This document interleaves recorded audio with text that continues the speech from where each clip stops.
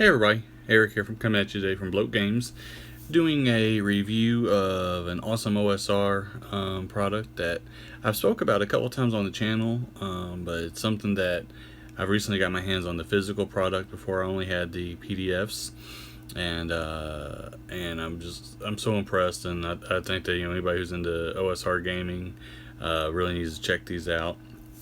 And what we're talking about today is Black Pudding. Black Pudding's by James V. West. You probably know him, or his art. You've probably seen it in all kinds of games. He does art for everybody, but he does a lot of the character sheets that everybody loves, the hand-drawn character sheets. In fact, on the back of each one of these guys is a different hand-drawn character sheet. So there's no shortage of character sheets. Also, I got the first 3 issues. I know he's working on the 4th issue right now. They're printed by the same company who prints the Black Hack out of England. Let's see. I'll get that name real quick for you.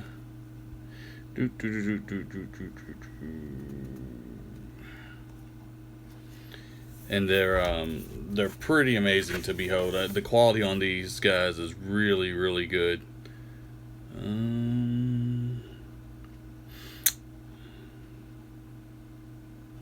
There it is.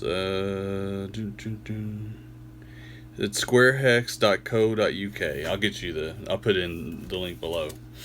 But there's the same people who printed the Black Hack, and the quality of these zines are just amazing all the way through, not just the cover but the interior pages. So what we'll do is we'll kind of look at each one. Each Black Pudding issue has its own kind of theme. It's like the first one is just kind of your standard OSR, right? So when you open it up, you're going to see all kinds of goodness. They're highlighted with just a ton of James's art and random tables, different swords or magic items, different charts you can use, possible character classes, possible villains. Comes with a black bestiary, so you can fight something like the here we go, the Gravity Guard. He's pretty neat. And then each one of these things is statted out, ready for you to go. Cat girl, so you can be a anthropomorphic type of cat creature. So this is really neat. This is the meat shields. So what these are your retainers that you can pick up. So fully statted out retainers with pictures, so you kind of get a feel for what they look like. Includes adventures. This adventure is the Buried Temple of the Clickstra. So magic spells, magic items, just all kinds of good stuff. I won't go through everything. Optional house rules, like this one's for initiative. With this one, you roll a d6, and then it's a 1d6 minus. Alright, let's say you have 5 players, so you roll 1d6 minus 1.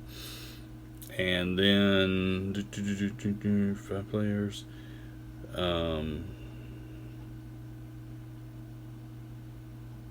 you'll see if the players go first or the villains go first, and then you re-roll again. Just different. I mean, all kinds of neat, cool stuff in here. This one has my favorite cover. Some of you guys might recognize that.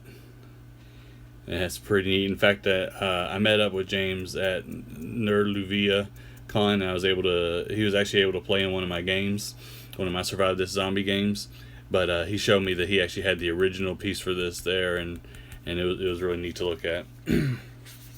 But so now this is issue number 2. Issue number 2 is kind of more like a dark fantasy. So it's going to have additional classes, additional monsters,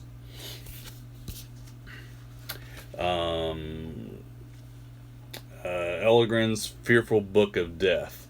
and so it's going to be magic spells. They revolve around the principles of death. The werewolf hunter class, pretty neat. Let's see what else we got in here. Oh yeah, the Vault of the Whisperers. This is a neat little dungeon that's fully statted out, fully labeled out. I'll skip over it because I don't want to give away anything in it. But very, very cool. Also, there is a summoner summoner class that's added. More meat shields. Just all kinds of good stuff. The Savage Fae, which is a very funny thing. It's all of James's stuff is kind of done tongue in cheek. All very OSR. I love his art style. I love the writing in this. I love that, for the most part it's actually got art, well, not just art for everything, but there's a lot of things you'll find in here, especially in the first issue and second issue, that are actually handwritten by James. So very neat. Black Pudding issue 3. This one is more of a weird or a sci-fi fantasy. Think like He-Man and things like that. You get the Luchador class. Pretty funny. Got some more meat shields for you. Into the Nest of Doppelgangers. So you get a full adventure right there. I'm going to skip over a lot of this. Here you can get Medusa as a playable class, or a Star Wizard. As you can see, a la Paul Stanley, Star Child. So magic based on, astral stuff. So here's a neat little monster, the Zindrome.